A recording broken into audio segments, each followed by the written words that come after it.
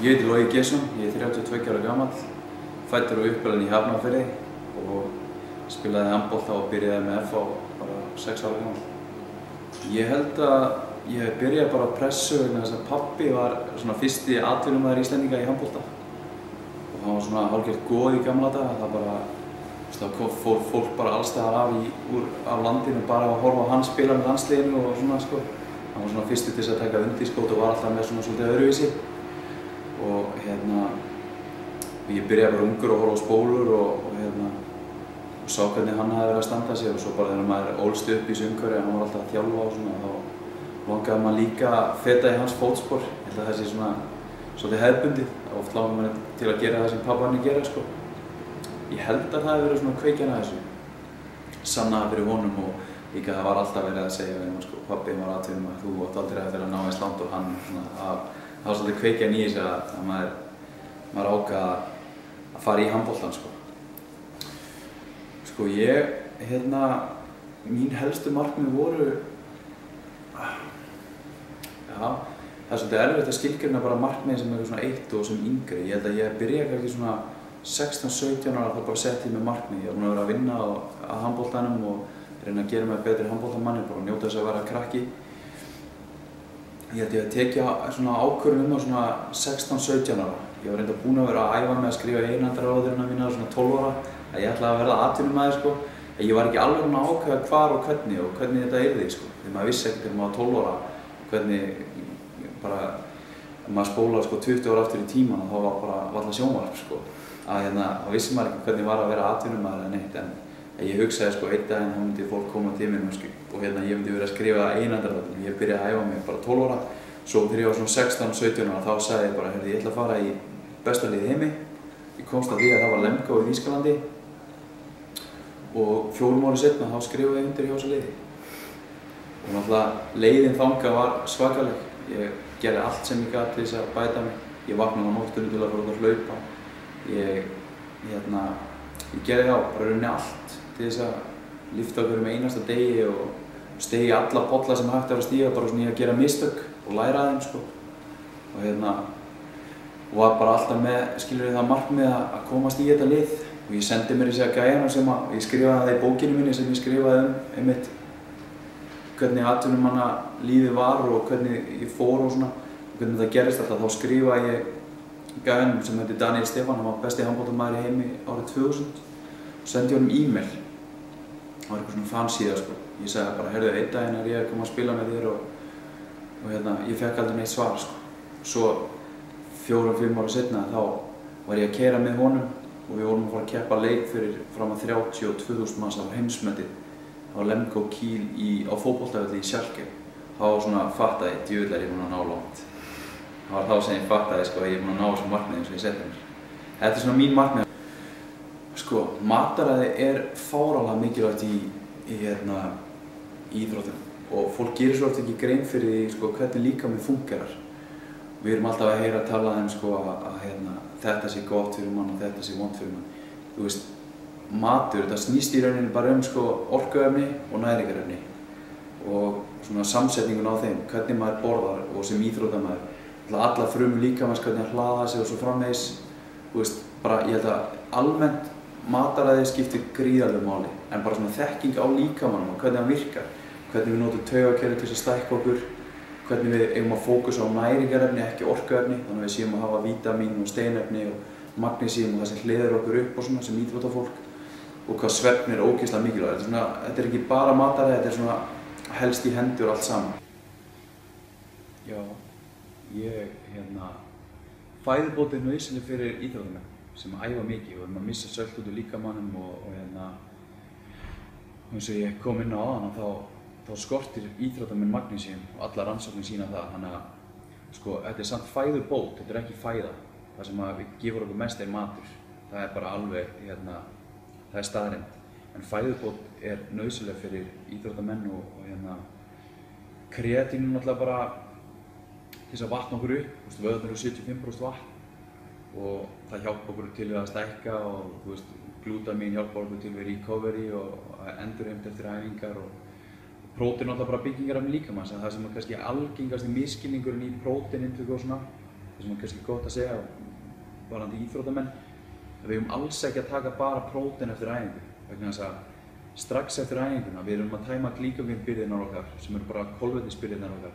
Þannig að líkaminn er með svona, það eru tvær holur sem þarf að fylla eftir æfingu. Það er annars vegar kolvetnin sem að líkaminn er mest að leitast eftir að fá áfylling á og hins vegar próteinin. Og ef við setjum í báðar þessar holur þá fullnýtum við próteinin sem við erum að taka. Þannig að við blöndum saman kolvetni og prótein og fáum við miklu meira út úr því. Í staðinn fyrir að við tökum bara prótein, líkaminn er ekkert að leitast eftir próteinum sem slíkum. Þannig að hann í rauninni bara nýtur þess að segja kolvetni. Þannig að það skiptir miklu máli hvernig maður borðar, hvernig maður nærir sig sérstaklega eftir æfingar. Það er mikilvægast að ef ég ætti að tengja fæðubótarefni inn í eitthvað hjá íþróttamönnum þá væri það strax eftir æfingar sem það væri mikilvægast. Ég set mér alltaf markmið, fyrir mér að setja sér markmið svona eins og fólk sem er markmiðalaust eða íþróttafólk eða hvað sem er, það er bara eins og fólk sem sest út í bát sem er ekki með stýri, skilur.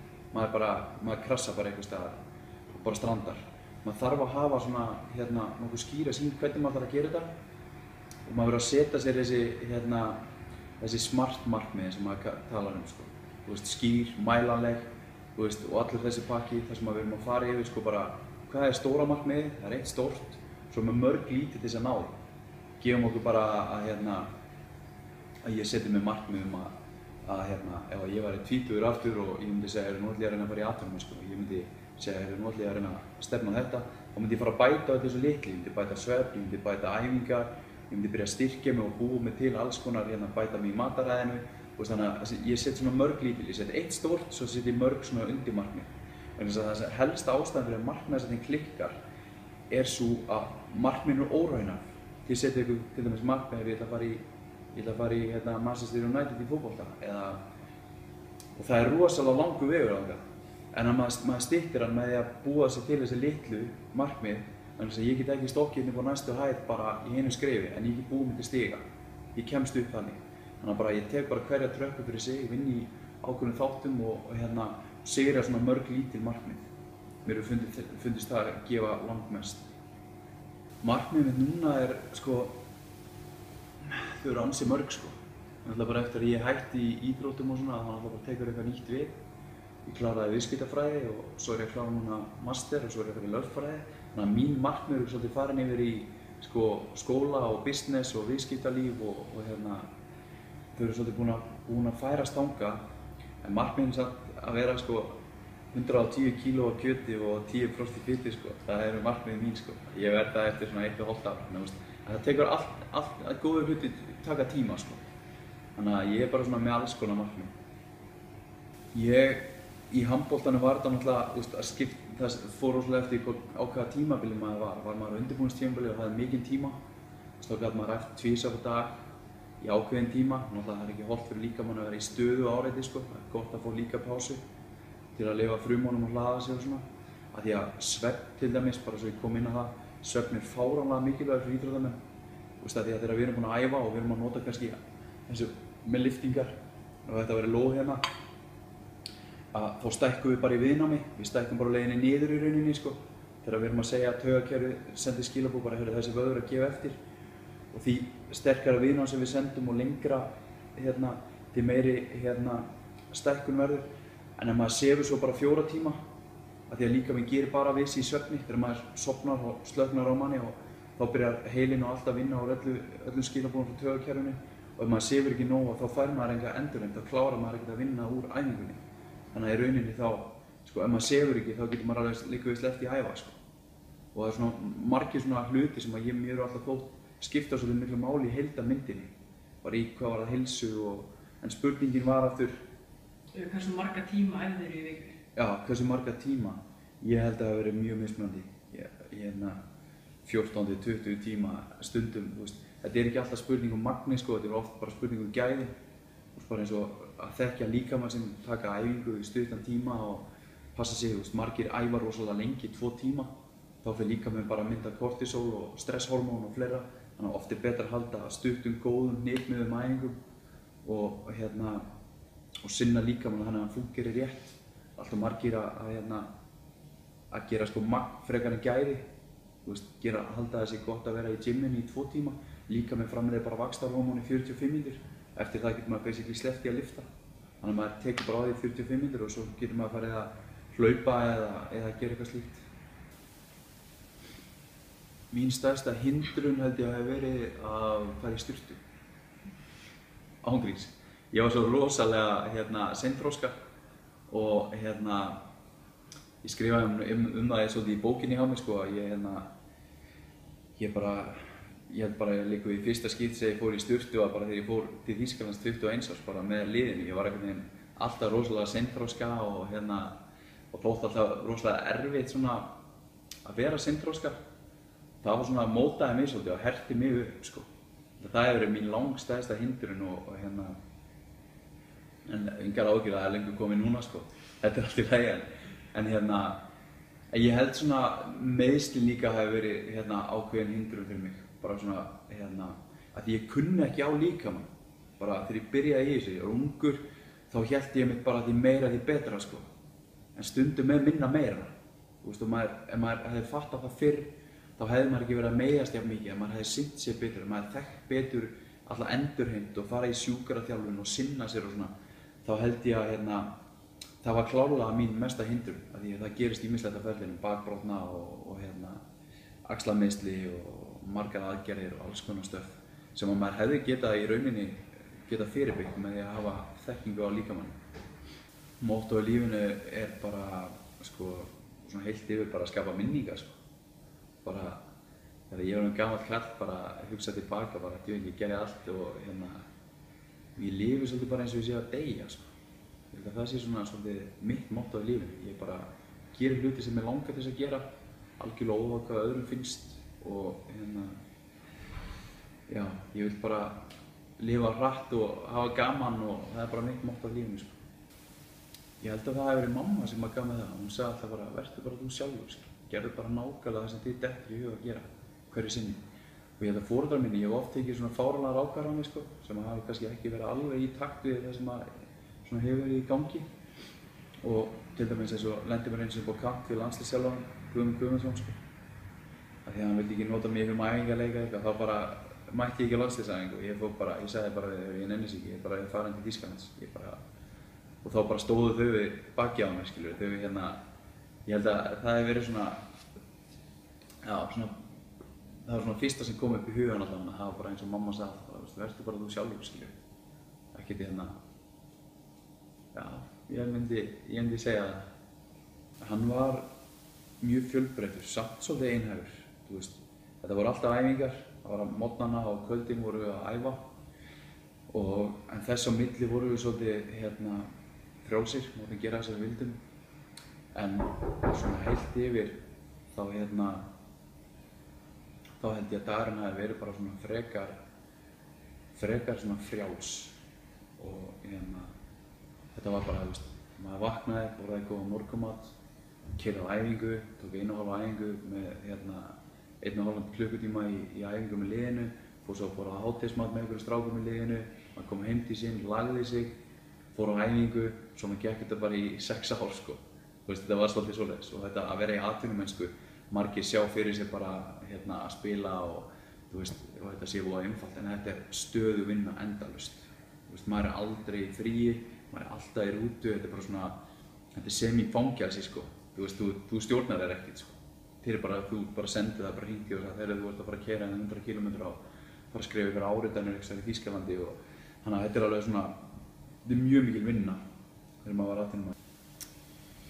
Sko, íþróttamenn þurfa eiginlega að vera svolítið greindir sko. Ég er búinn að taka eftir því að þeir sem ná lengst og til lengri tíma, það er yfirleitt svolítið klárir íþróttamenn. Bara svona vel þengjandi, pæla í líkamanni sínum og umhverfinu og ég held að séu bara svona vel þjálfaðir í góðu jafnvægi. Ég myndi segja að það er svona þeir sem eru stöðugt að leita að bætingu, tilbúinir að leggja sig fram og læra, sýna ekki hroka og finnast þeim ekki vera í besti, hlusta á það sem eru með sér í liði líka og það sem eru í kringu sig og taka ráðum, hvort þeir svo fara yfir, nota þau eða ekki, að vera svona, til dæmis eins og það sem ég upplega, ég er alltaf að spila með mörgum af bestu leikmönnum allra tíma og ég tekið eftir því að þessi gæjar sko, þeir hafa getað til dæmis verið að drulla upp á bak í leik en samt hafa það getað verið að hvetja næsta mann, skiljum við. Það hefur mér þótt vera svona karakter að það var eitt af því sem ég ákvað að gera þegar ég kom til Íslands og ég sagði í atvinnumennskunni einhvern tímann að ég myndi koma til Íslands og vinna Íslandsmeistaratitilinn með FH, þegar ég voru búinn að vinna hann í 20 ár, sem ég svo gerði, að þá hugsaði ég sko, ég ætla að taka þetta með mér frá Þýskalandi, þetta attitúd, ef ég var að drulla upp á bak, þá get ég sagt verið að peppa hina hverjum áfram. Af því maður sér átt leikmenn sem maður gengur illa, að þeir bara brotna, þeir verða bara, þú veist, þeir bara vilja helst bara fara út af, skiljum við. Meðan þessi stóru karakterar, þeir geta spilað ekki vel sjálfur en samt verið að peppa hinn upp og hvetja það sko. Þannig að það finnst mér svona hluti, það eru margir hlutir sem maður þurfa að vera fyrir einn fullkominn íþróttamann. En annars þetta bara, þú veist, stöð, bara bæting og við eigum til dæmis rosalega marga bara svo því ég þekki mikið til handboltans. En að horfa bara til dæmis á Óla Steff og Guðjón Val, þetta eru gaurar sem eru sko að vera fertugir og yfir fertugt og eru ennþá bara í toppstandi, bara hugsa vel líkamann sinn og eru bara mjög andlega þenkjandi, bara hugsandi og ég held að það skiptir máli. Takk fyrir það. Snilld, erum við ekki bara góðir?